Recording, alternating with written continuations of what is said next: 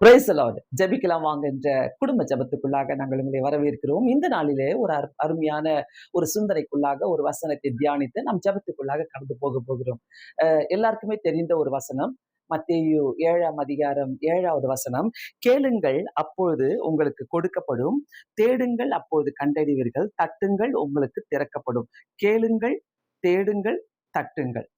எல்லாமே ரொம்ப அழகான ஒரு வசனமா இருக்குது. கேளுங்கள், நம்ம யார்கிட்ட கேட்கிறோம், எப்படி கேட்கிறோம். அதே மாதிரி தேடுங்கள், நம்ம எங்க தேடிட்டு இருக்கிறோம். மனுஷரை தேடுறோமா இல்ல கடவுளை தேடிட்டு இருக்கிறோமா. அதே மாதிரி உங்களுக்கு வந்து தட்டுங்கள், எங்க போய் நம்ம தட்டிட்டு இருக்கிறோம். நிறைய கதவுகளை போய் நம்ம தட்டிட்டு இருக்கிறோம்.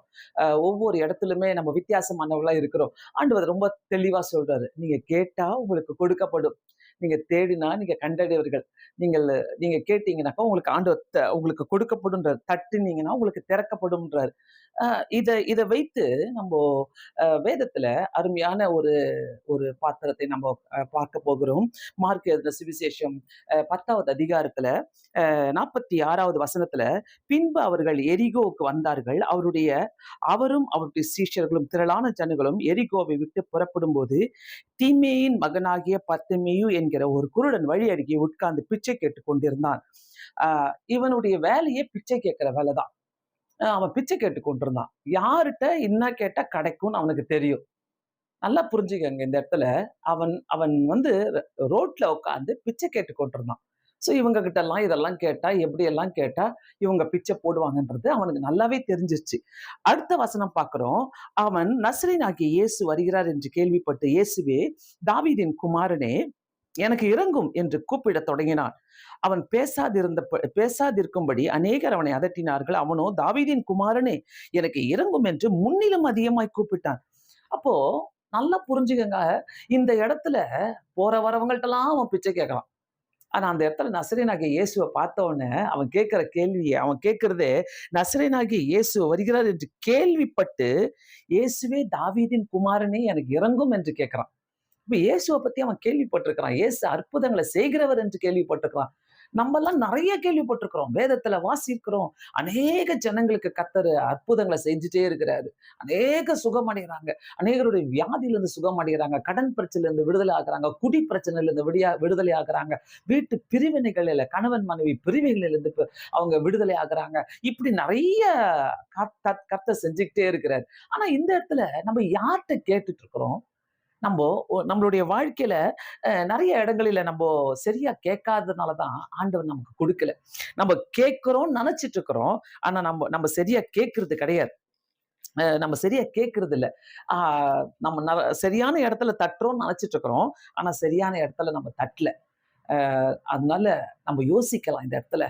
நான் எந்த இடத்துல போயிட்டு எந்த மனுஷன்கிட்ட நான் கேட்டுட்டு இருக்கிறேன். எந்த மனுஷன்கிட்ட போய் நான் அவருடைய ஆபீஸ் திறக்குமா, எப்ப திறக்கும், அவர்கிட்ட போனா அவர்கிட்ட கையை கட்டிக்கிட்டு நின்னா அவர் கொடுப்பாரா, இந்த மாதிரி நிறைய பேர் இருக்கிறாங்க.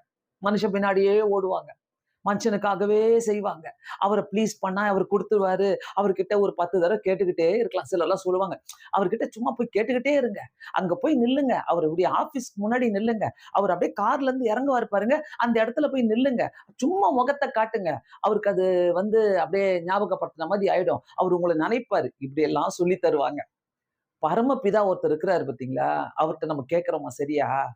நம்ம அவர்கிட்ட சரியா கேட்டோம்னாக்கா சூப்பரா எல்லாத்தையுமே அவர் நமக்கு தருகிற தேவனா இருக்கிறார். அதனாலதான் அவர் சொல்றாரு, கேளுங்கள் அப்பொழுது உங்களுக்கு கொடுக்கப்படும், தேடுங்கள் அப்பொழுது கண்டடைவீர்கள், தட்டுங்கள் உங்களுக்கு திறக்கப்படும். எங்க போய் தட்டிட்டு இருக்கிறோம்? எந்த இடத்துல தட்டுறோம்? பேங்க்ல போய் தட்டிட்டு இருக்கிறோம், கடன்காரங்க கடன் கொடுக்கிறவங்கள்ட்ட போய் தட்டிட்டு இருக்கிறோம், வட்டிக்கு கொடுக்கிறவங்க கிட்ட போய் தட்டிட்டு இருக்கிறோம். கடன் பிரச்சனை, கடன் பிரச்சனை, கடன் பிரச்சனை சொல்லிக்கிட்டே இருப்போம். ஆனா மனசெல்லாம் எங்க போவோம்? பண கஷ்டம் வந்த உடனே அங்கதான் போவோம். இவங்கள்ட்ட போய் கேட்டா தந்துருவாங்க, இந்த நகைய போய் வச்சா தந்துருவாங்க, அந்த அந்த அந்த மார்வாடி கடையில போய் குடுத்தா அவங்க காசு தருவாங்க, வட்டிக்கு காசு தருவாங்க. இப்படிதான் நம்மளுடைய மனசு ஓடுதே ஒழிய, இந்த மாதிரி ஒரு வசனம் நமக்கு கர்த்தர் குடுத்திருக்கிறாரு. கேளுங்கள். நீங்க சொல்லலாம், நாங்க கேட்டுட்டு தான் இருக்கிறோம், அவர் குடுக்க மாட்றாரே. உங்க எமர்ஜென்சிக்கு எல்லாம் அவர் உடனே உடனே குடுத்துடணும்னு நம்ம யோசிக்கிறோம். நம்மளுக்கு அவர் குடுத்துட்டே இருந்தா, பயங்கரமா அப்படியே செலவு பண்ணிக்கிட்டே இருப்போம். நம்மளுக்கு தெரியவே தெரியாது. ஆனா கர்த்தர் நமக்கு ஒரு ஒழுங்கை கத்துக் கொடுக்கிற தேவன். ஒரு ஒழுங்கை கற்றுக் கொடுத்து நம்மளை வழி நடத்துகிற தேவன். சும்மா சும்மா அவரு அப்படியே நீங்க கேட்கிறதெல்லாம் ஆ குடுத்துற மாட்டாரு. அப்படியே சொல்லுவாங்க, சிலர்லாம் சொல்லுவாங்க, ஏதோ இப்போ 1,00,000 குடுக்க சொல்லுங்க. ஒரு 10,00,000 எனக்கு தேவைப்படுது, உடனே குடுக்க சொல்லுங்க. அப்படிலாம் கடவுள் கிடையாதுங்க. உங்க தேவைக்கு ஏற்ற மாரி தான் குடுப்பாரு. அதனால தான் அந்த பத்திமேயு என்ற குருடன் போற வரவங்கள்ட்டலாம் கேட்கல. இயேசு வருகிறார் என்று கண்டு, இயேசு வந்திருக்கிறார்ல வாழ்க்கையில, அவர்ட்ட கேளுங்க. அவர் குடுப்பாரு. அவர் நம்பிக்கை. அவர் அவர் வந்து அவன எல்லாரும் சொல்றாங்க, "நீ பேசாத. ஏன் அவர்ட்ட பேசுற? ஏன் நீ அவர்ட்ட கேட்கிற?" நெறைய பேர் தடுப்பாங்க தான். என்ன இயேசு போய் எப்படி செய்வார்? இயேசு இதெல்லாம் செய்வாரா? இயேசு கிட்ட போய் காத்துட்டு இருக்கிறியே! அப்படிலாம் எல்லாம் கிண்டல் பண்ணுவாங்க உங்கள. நான் சொல்றேன் இந்த இடத்துல கண்டிப்பா இயேசு கிட்ட கேளுங்க. இயேசு தருகிற தேவனா இருக்கிறார். அவர் கேட்கும்போது தரப்பாரு. நீங்க தட்டும்போது அவர் திறப்பாரு. நீங்க கேட்கும்போது அவர் கொடுக்கிற தேவனா இருக்கிறார். கொடுக்காம இருக்கவே மாட்டார். கொஞ்சம் யோசிச்சு பார்க்கலாம். இந்த இடத்துல பத்திமேயு முன்னிலும் அதிகமாய் கூப்பிட்டானாம். முன்னிலும் அதிகமாய் கூப்பிட்டான். சோ ஒருவேளை கூப்பிட்டுக்கிட்டே இருந்திருப்பீங்க.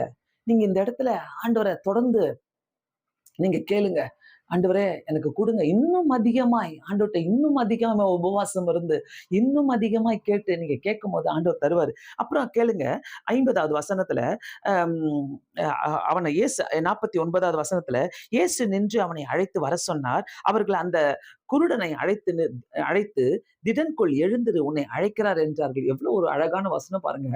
அவனுக்கு தெரியாது இயேசு வருகிறார் என்று கேள்விப்பட்டு அவனை உடனே என்ன பண்றாங்க, பேசாத இருந்த இரு நீ பேசாத அவன்கிட்ட ஒரு ஒன்னும் பேசாதன்னு சொன்னவங்க எல்லாம் இந்த இடத்துல என்ன பண்றாங்க, அவனை போய் கூட்டிட்டு வர சொல்றாரு. கூட்டிட்டு வந்து உடனே அவன் தன் மேல் வஸ்திரத்தை எறிந்து விட்டு எழுந்து இயேசுவின் இடத்தில் ஓடி வந்தான். இயேசுவிட்ட கூப்பிட்டாரு சொன்ன ஓடி அந்த வாஞ்ச ஆண்டவர் கொடுப்பாரு என்ற வாஞ்ச. நாளைக்கு வாங்க உங்களுக்கு கடன் தரேன், உங்களுக்கு 10,00,000 குடுத்துடுறேன். இத்தனை பைசாக்கு வட்டின்னா, காலையில தூக்கம் கூட வராது நைட்டு. அப்படியே எப்படா காலையில வரும்? ஓடி போயிட்டு அந்த கடன வாங்கலாம்னு தான் நம்ம நினைப்போம் போல, அந்த கடன எப்படி அடைப்போம்னு நம்ம நினைக்க மாட்டோம். யோசிச்சு பாருங்க. கடன், கடன், கடன் பிரச்சனைன்னு சொல்லிட்டு இருக்கிறோமே, எவ்ளோ ஆண்டவர்ட்ட எப்படி கேட்டுட்டு இருக்கிறோம்? பிள்ளைகளுக்காக கேட்கிறோமா? நம்முடைய குடும்பத்துக்காக நம்ம கேட்கிறோமா? நம்மளுடைய தேவைகளுக்காக நம்ம கேட்கிறோமா ஆண்டவர்ட்ட? எப்படி நம்ம கேட்கிறோம்? எந்த விதத்துல கேட்கிறோம்? எந்த வாஞ்சையோடு கேட்கிறோம்? அவன் விடல ஆண்டவர். ஆண்டவர் தெரிஞ்சிருச்சு அவனுக்கு. இவர் தான் குடுக்க முடியும். இவர் தான் செய்ய முடியும். இல்லன்னா நான் இங்க பிச்சை கேட்டுட்டே தான் இருக்கணும் இந்த என்னுடைய வாழ்க்கை முழுதும். இவரு மட்டும் தான் நான் கேட்காதத செய்வார். அங்க அவன் போற வழியில எல்லாம் அங்க உட்கார்ந்திருந்து பிச்சை கேட்டும்போது அவங்க காச தான் குடுத்திருப்பாங்க. ஆனா அவனுக்கு தெரிந்தது இயேசு மட்டும் தான் நான் கேட்காதத உன்ன குடுப்பாருன்னு அவருக்கு தெரியும். சோ இந்த இடத்துல இயேசு அவனை நோக்கி நான் உனக்கு என்ன செய்ய வேண்டும் என்று அ என்ன செய்ய வேண்டும் என்று என் எ எ எ வே செய்ய வேண்டும் என்கிறாய் என்றார். உனக்கு நான் என்ன செய்ய வேண்டும் என்று கேட்கிறாரு. கர்த்தர் அதனா கேளுங்கள்னாரு. நான் உனக்கு என்ன செய்ய வேண்டும்? போற வர பிச்சைக்காரங்கலாம் கேட்டாங்க. பிச்சை எடுக்கும்போது போற வரவங்கலாம் கேட்டாங்களா? ரோட்ல போறவங்களா? நான் உனக்கு என்ன செய்ய வேணும்னு கேட்டாங்களா? இல்லையே! இயேசு மட்டும் தான் கேட்கிறாரு. நான் உனக்கு என்ன செய்ய வேண்டும் என்று விரும்புகிறாய்? அ அ ஆண்டவர் வந்து நம்ம கேட்டா தான் ஸ்பெசிஃபிக்கா, பர்ட்டிகுலரா ஒரு காரியத்த கேட்கும்போது, கர்த்தர் அதுக்கு அவருடைய வழிகள திறந்து கொடுக்கிற தேவனா இருக்கிறார். என்ன செய்ய வேண்டும் என்று இருக்கிறாய் என்று கேட்டார். அதற்கு அந்த குருடன், ஆண்டவரே நான் பார்வை அடைய வேண்டும் என்றான். எவ்ளோ அழகான ஒரு வார்த்தை பாருங்க. அவனுக்கு தெரியும், இவர் மட்டும் தான் செய்ய முடியும். அன்பான சகோதரனே, சகோதரியே, உங்களுக்கு தெரியும் கர்த்தர் மட்டும் தான் இந்த அற்புதத்த செய்ய முடியும்னாக்கா, அவர்கிட்ட மட்டும் கேளுங்க. இங்க போயிட்டு அங்க லோன் தராங்க, இங்க போயிட்டு இவங்க செய்வாங்க, அவங்க செய்வாங்கன்னு சொல்லி நின்னுட்டு இருக்காதீங்க. தேவையே இல்ல. அது தேவையே இல்லாத விஷயம் அது. நம்ம போய் அப்படி நிக்கிறதுனால தான், அவங்க அவங்க நம்ப வந்து உட்கார்ந்துட்டு இருக்கிறோம். சில ஊனமுற்றவர்களுக்கெல்லாம் சில சலுகைகள் உண்டு கவர்மெண்ட்ல. சோ அவங்க கிட்ட போய் ஒரு வேளை இயேசு கேட்க முடியுமா? நீ வந்து கேட்டார்னாக்கா அவங்க என்ன சொல்லுவாங்க? அவங்க யோசிப்பாங்க. ஐயோ! உனக்கு என்ன நான் என்ன செய்ய வேண்டும் என்று அவங்க கிட்ட ஆண்டவர் கேட்டார்னாக்கா, அவங்க கொஞ்ச நேரம் யோசிப்பாங்க. சிலருக்கு வந்து கவர்மெண்ட்ல சில சலுகைகள்லாம் இருக்குது. அந்த சலுகை போயிடுமே! அப்ப எப்படி நான் எப்படி இவர்ட்ட கேட்டா இவரு செஞ்சுடுவாரு. ஆனா அந்த சலுகைலாம் அப்படி யோசிக்காதீங்க. கர்த்தர் குடுக்கிற சலுகை யாராலயும் குடுக்க முடியாது. யாராலயும் குடுக்க முடியாது. ஆண்டவர் குடுத்தாருனாக்கா வெற்றிகரமா தருவாரு. வித்தியாசமா தருவாரு. ஆண்டவர் குடுத்தாருனாக்கா, நீங்க நினைக்காதத குடுப்பாரு. நம்ம சில நேரங்களில சில சில காரியங்கள மனசுல வச்சுக்கிட்டு, இப்படியே தான் கேட்டுட்டு இருப்போம். இதே தான். அந்த அவங்களையும் விடக்கூடாது, வட்டிக்கு தரவங்களையும் விடக்கூடாது, இயேசுவையும் விடக்கூடாது. அப்படி அல்ல. ஒண்ண விடணும், ஒண்ணு பிடிக்கணும். ஆண்டவர் அததான் விரும்புறாரு. ஆண்டவர மட்டும் நீங்க பிடிச்சுக்கிட்டீங்கன்னாக்கா, ஆண்டவர் அற்புதம் செய்கிற தேவனா இருக்கிறார். ரொம்ப அழகா செய்றார். அவர்கிட்ட கேட்கிறாரு அந்த இடத்துல, அந்த இடத்துல "நீ உனக்கு என்ன செய்ய வேண்டும் என்று நீ விரும்புகிற?" "ஆண்டவரே, நான் பார்வை அடைய வேண்டும்" என்றான். இயேசு அவனை நோக்கி, "நீ போகலாம், உன் விசுவாசம் உன்னை ரட்சித்தது." வேற ஒண்ணுமே இல்ல. உன் விசுவாசம் உன்னை ரட்சித்தது. ஒரே வார்த்தை தான் சொல்றாரு. "நான் உனக்கு இந்த மெடிசன் தரேன். நீ இத காலையில எடு. நீ இத மத்தியானம் எடுத்துக்கோ. நீ சாப்பிட்ட பிறகு எடு. நீ சாப்பிடறதுக்கு முன்னாடி" அதெல்லாம் இயேசு சொல்லவே இல்லங்க. உன்னுடைய விசுவாசம் உன்னை ரட்சித்தது. இனியாவது நம்ம திருந்திக்கலாம் நம்முடைய வாழ்க்கையில. ஆண்டவரே, நான் கேட்கிறேன்னாக்கா, எதையாவது ஒண்ணு பர்ட்டிகுலரா நான் என்னால நினைக்க முடியாதத, என்னால செய்ய முடியாதத, கர்த்தர் மட்டும் தான் செய்ய முடியும்னு நினைச்சார்ன்னா, அவர்ட்ட கேளுங்க. சும்மா உட்கார்ந்துகிட்டு புலம்பிக்கிட்டே இருக்காதீங்க. இத எனக்கு யார் செய்வா? இத எப்படி செய்வாங்கன்னு சொல்லி புலம்பிக்கிட்டே இருக்காதீங்க. ஆண்டவர் அருமையானவர். உடனே அவன் பார்வை அடைந்து வழியிலே இயேசுவுக்கு பின் சென்றான். இததான் ஆண்டவர் விரும்புறாரு. இந்த நேரத்துல நீங்க கேட்டுட்டு இருக்கிறீங்கன்னாக்கா, ஒருவேளை கேளுங்கள் உங்களுக்கு கொடுக்கப்படும் சொல்லியிருக்குதுனாக்கா, தட்டுங்கள் உங்களுக்கு திறக்கப்படும். சரியான இடத்துல கேளுங்க. சரியான இடத்துல தட்டுங்க. கர்த்தர் உங்களுக்கு செய்ய வல்லவராய் இருக்கிறார். கண்களை மூடி நாம் ஜெபிக்கலாமா? பரலோக பிதாவே, உம்மை ஸ்தோத்திரிக்கிறோம் ஆண்டவரே, உம்மை துதிக்கிறோம். இந்த சாயங்கால வேளையில கேட்க தெரியாம ஆண்டவரே யார் யார்ட்டயோ கேட்டுட்டு இருக்கிறவங்க நெறைய பேர் இருக்கிறாங்க. எங்கெங்கேயோ போய் தட்டுறவங்க நெறைய பேர் இருக்கிறாங்க ஆண்டவரே. ஏசப்பா, அந்த பர்திமேயு ஆண்டவரே, இயேசு வருகிறார் என்று கண்டு இயேசுகிட்ட என்ன கேட்கணும் என்று ஒரு வாஞ்சையோடு ஓடினான் ஆண்டவரே. நீரும் கேட்டீர் ஆண்டவரே. உனக்கு நான் என்ன செய்ய வேண்டும் என்று அவன் பார்வையை கேட்டான் ஏசப்பா. இந்த நேரத்துல ஆண்டவரே, ஆண்டவரே, யாருமே செய்ய முடியாத ஒரு காரியத்தை நாங்க உங்ககிட்ட கேட்க எங்களுக்கு உதவி செய்யுங்க. ஒரு குடும்பத்துக்குள்ள இயேசு சுவாமி நீர் இருந்து இந்த நேரத்துல நீர் கிரியை செய்யுங்கப்பா. ஆண்டவரே, அவங்களுக்கு என்ன தேவை என்பதை நீர் அறிந்திருக்கிறீர். வீணான கவலையில, வீணான கஷ்டத்துல நாங்க உட்கார்ந்து புலம்பிக்கிட்டே இருக்காதபடி, எங்க புலம்பலுக்கு ஒரு பதில் உண்டு. நாங்க யார்கிட்ட கேட்கிறோம் என்பதை அறிந்து நாங்கள் கேட்க எங்களுக்கு உதவி செய்யுங்க. நீர் உன்னதமானவர், அற்புதங்களை செய்கிற தேவன். நீர் ஆண்டவரே அதிசயமானவர் ஆண்டவரே. அந்த தேவனிடம் நாங்க கேட்கும்போது நீர் எல்லாவற்றையும் தருகிறீர் ஐயா. ஏசப்பா, உம்முடைய கரத்துல கொடுக்கிறோம். எங்களுடைய கண்களை திறந்துருங்க. எங்க மனக்கண்களை திறந்துருங்க. சலுகைக்காக நாங்க இயேசுவை விட்டு கொடுக்க கூடாது ஏசப்பா. நாங்க சலுகை கிடைக்குது என்று சொல்லி நாங்க உம்மிடத்துல கேட்காம இருக்கக்கூடாது. இயேசுவே இறங்கும். தாவீதின் குமாரனே எங்களுக்கு இறங்கும் என்று சொல்லி நாங்க உம்மிடத்துல கேட்க ஒருத்தரும் நீர் உற்சாகப்படுத்துவீராக. பலப்படுத்துங்க, ஆசீர்வதிங்க. இயேசுவின் நாமத்தினாலே வேண்டிக் கொள்கிறேன் பிதாவே.